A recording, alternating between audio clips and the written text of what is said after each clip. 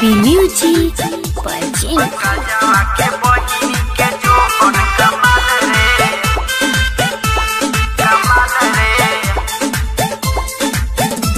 पंकजवा के बहिनी के जो बन कमाल रे, गणेशवा के बहिनी के जो बन कमाल रे। चलो सैया रे आज मारल जाई माल रे, चलो सैया रे आज मारल जाई माल रे।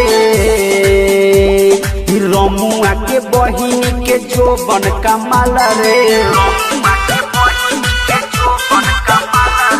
साहेबा के बहिनी के अगिला कमाल रे।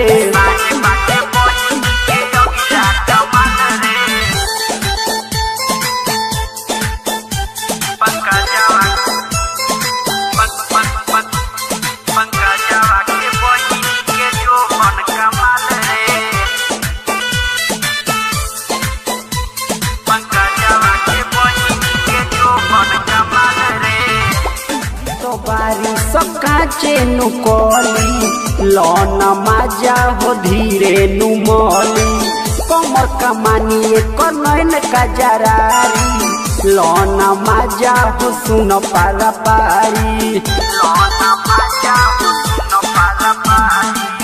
अभी तो बारिश काचे नुकोली लौन माजा हो धीरे नुमोली, कमर कमानी कनैन का जरारी लौन माजा हो सुन पारा पारी।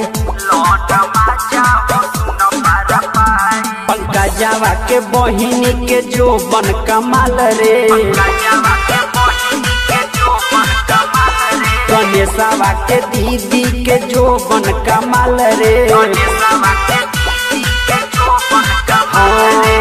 चलो सैया रे आज मारल जाई माल रे, चलो सैया रे आज मारल जाई माल रे। रमुआ के दीदी के कमर कमाल रे, पंकजवा के बहिनी के जो बन कमाल रे।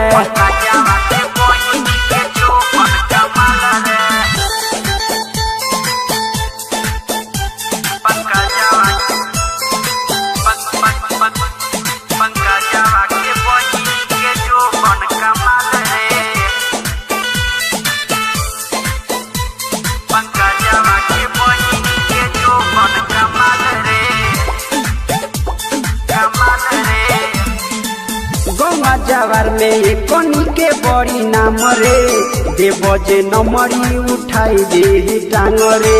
हवे नु कोनी के बड़ी इतिहास रे, कोई कोई गो यारवा रखले बारी सखास रे। गौवा जवार में कोनी के बड़ी नाम रे, देव जे नमरी उठाई दे टांग रे। हवे नु गजबे कोनी के इतिहास रे, कितना ही गौवा के कोइली सनास रे। मनुजवा के दीदी के अगिला कमाल रे, सतरु धन कहे हिट बावे माल रे। चलो सैया रे आज मारल जाई माल रे, चलो सैया रे आज मारल जाई माल रे। गणेशवा के दीदी के जो बन कमाल रे, हाँ साहेबा के बहिनी के जो बन कमाल रे।